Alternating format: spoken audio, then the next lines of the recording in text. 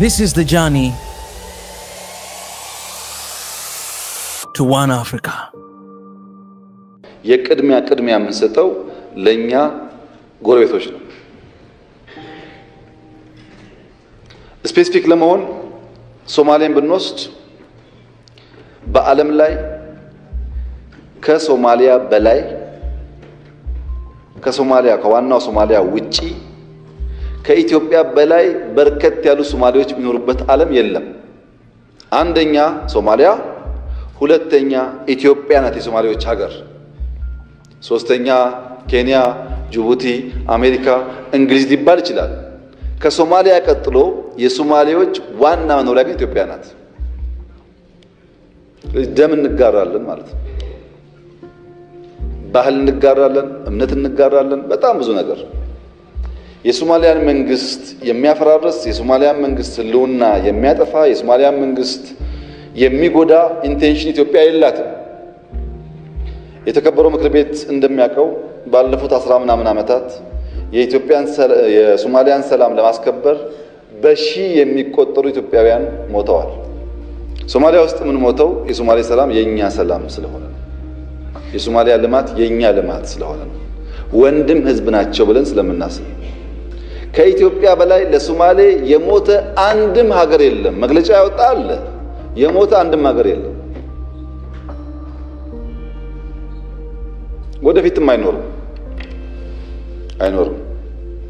በነገራችን ላይ የዛሬ 2 ወር 3 ወር ገደማ እናንተ ጋር ስለ ቀይ ባህር ከተወያየንበት ማግስት በሺህ የሚቆጠሩ የሶማሊያ መንግስት ወታደሮች ሁርሱ አሰልጥነን ልከናል። በውስጣችን ክፋት ካለ እንዴት ሁርሱ አሰልጥነን ወደዛ እንልካለን ወታደር? After Ethiopia has signed an agreement with Somaliland for access to the sea, the whole politics is shaking and issues have been raised in this regard. In spite of this, member of the parliament raised some issues related with the port agreement to the premier. በሰጥቶ መቀበል መሪ ላይ ተመሰረተ የመግባቢያ ሰነድ መፈራረማቸው ይታወሳል። The Ethio-Somaliland agreement signed based on the give and take principle. This agreement has also realized with internal, external and geographical complications. What is the preparation of your government to handle some problems regarding with Somalia? And what is your plan to create clarities to neighboring countries in this matter? Responding the matter, some quarters are trying to incite conflict between the two nations, which should not happen, the PM underlined.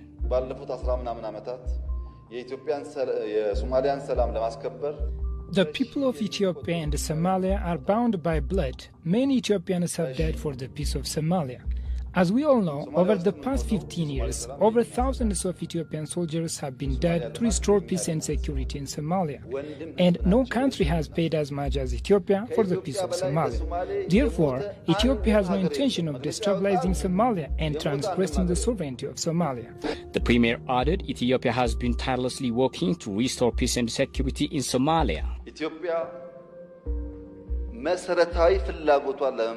Our quest is access to sea based on mutual benefit. This is useful not only for Ethiopia but also for regional cooperation.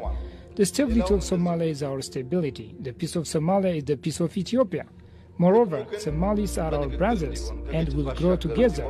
We thought that Somalians are our brotherhood. It is far more useful about mutual benefit rather than conflict. Besides, Ethiopia has close friends in both Western and Eastern countries, the PM said, adding that the country will continue to strengthen its relations in this regard.